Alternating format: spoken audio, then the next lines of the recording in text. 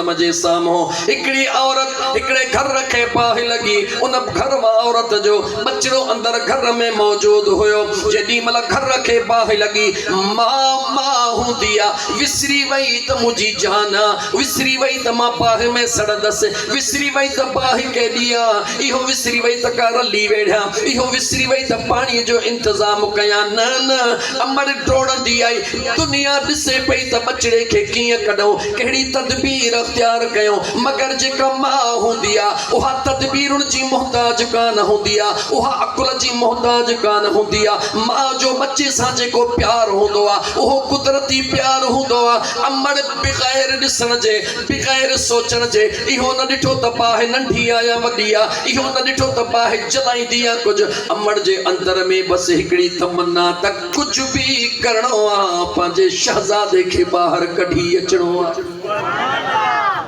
एक मां पंहिंजी ममता ज़ाहिर कंदे पाहि में खिड़ी पवंदिया अल्लाह जी ज़ात बाबरकात भी उन ममता जे प्यार जो कदर कंदो आ।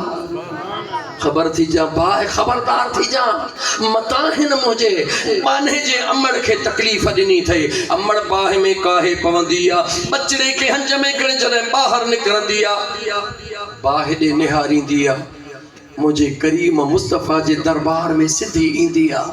या रसूल अल्लाह सल्लल्लाहु अलैहि वसल्लम माहिकम मुझे प्यार जी अज मु खुद ही हद ॾिठी आ जेका हाणे सोचां थी त मुंहिंजो दिमाग़ कम नथो करे मुखां विसरी वई पंहिंजी जान मुखां विसरी वियो पंहिंजो सड़ण बच्चे जे ज़िंदगीअ लाइ बाहि में लॻी वियसि ऐं पोइ मुंहिंजे अल्लाह वरी मूंखे बाहि खां बि बचायो या रसूल अल्लाह मूंखे बच्चो हेतिरो प्यारो आहे अल्लाह के बानो केतिरो प्यारो आहे। तवज्जो मुंहिंजा मुसलमान भाउ या रसूल अल्लाह मूंखे मुंहिंजो बच्चो हेतिरो प्यारो आहे मुंहिंजे रब त पैदा करण वारो आहे छा मूं छा बनायो अथई।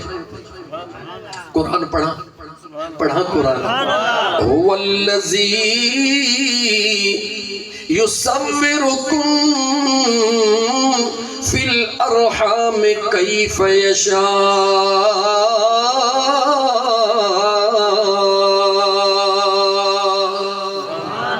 अल्लाह जी उहा ज़ात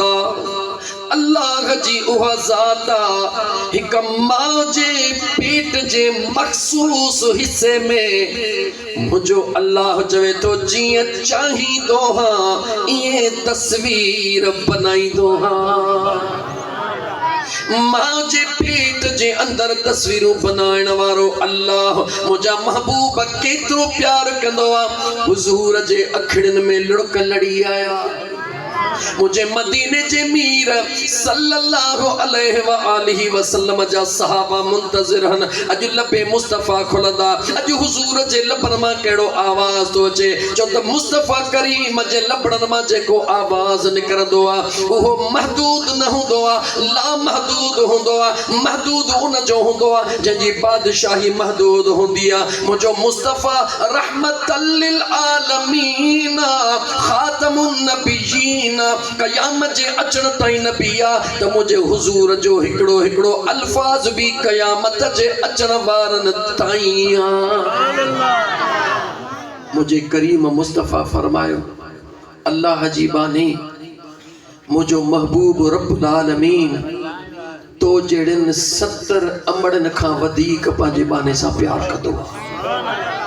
घणन अमड़न खां वधीक जवाब दे मुसलमान घणन अमड़न खां वधीक 70 अमड़न खां वधीक प्यार कंदो आ। हाणे अंदाज़ो लॻाए विसारियो कंहिंखे थई सोच सही सच्चाई